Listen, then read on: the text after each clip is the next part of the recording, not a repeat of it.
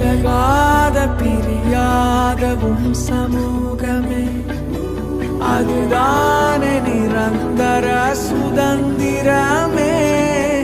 வேறொன்றும் வேண்டாம், நீர் போதுமே.